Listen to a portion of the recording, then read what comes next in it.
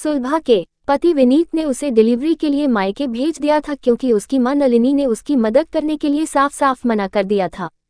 सुलभा ने मायके में ही एक सुंदर से बेटे को जन्म दिया। सासू मां एक बार अपने पोते को देखने आई और चली गई। उसने बहू से कहा भी नहीं कि बेटा जल्दी से आ जा। उन्हें देख ऐसा लगता था कि पोते पर भी इन्हें प्यार नहीं आया। जब से विनीत की शादी हुई है उसने बहू को चैन से जीने नहीं दिया। विनीत दूसरी जगह नौकरी करता था, वह सिर्फ वीकेंड में ही घर आता था। बीच के दिनों में एमएससी बीएड सुलभा नौकरानी बनकर रह गई थी।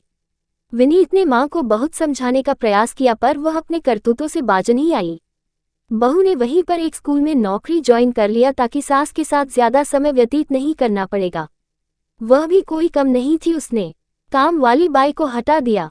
स्कूल से आकर सुलभा को सारे काम करने पड़ते थे, फिर स्कूल के काम अलग होते थे, इसलिए वह पूरा स्कूल का काम स्कूल में ही करके आने लगी। इस बीच सुलभा मां बनने वाली थी। सास नलिनी किस मिट्टी की बनी हुई थी कि कड़ाके की ठंड में भी उसे काम करने के लिए मना नहीं करती थी। विनीत ने मां को बहुत समझाकर काम वाली बाई को वापस बुलाना चाहा पर वह मानती नहीं थी। ऊपर से कहती थी कि मैंने भी तो ये सब किया था। जब डिलीवरी का समय आया तो नलिनी ने विनीत से साफ कह दिया था कि इसे मायके भेज दे, मेरे से काम नहीं होगा। विनीत ने सोचा चलो ये भी अच्छा है, कम से कम वहां ये सुकून से रह सकेगी। इसलिए सुलभा से कहा नौकरी से इस्तीफा दे दे और मायके चल, मैं तुम्हें छोड़कर आता हूँ।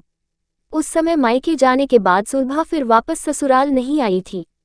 विनीत खुद 15-20 दिन में एक बार उसे और बेटे से मिलने आ जाता था। सुलभा से विनीत ने कहा तुम माँ के पास रहकर नौकरी ज्वाइन कर लो, मैं ही आते जाते रहूंगा। अब बच्चा तीसरी कक्षा में पढ़ रहा है। विनीत ने बताया कि माँ बाथरूम में गिर गई है और उनकी रीढ़ की हड्डी में फ्रैक्चर हो गया है, बिस्तर पर पड़ी है। बहू बेटे को याद करके आठ आंसू रो रही है।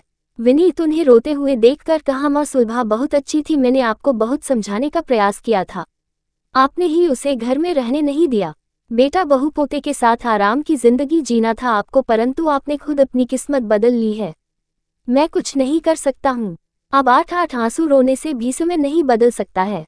मैं आपको छोड़ नहीं सकता हूँ और न मेरे परिवार को, मुझे तो अपने बेटे और पत्नी के पास जाना ही पड़ेगा। इसलिए आपके लिए नर्सर्क देता हूँ, मेरी अनुपस्थिति में वह आपकी देखभाल कर देगी। 95% सास यही करती है अपनी बहू के संग, और बहू से उम्मीद करती है कि बेटी से बढ़कर सेवा करे बहू।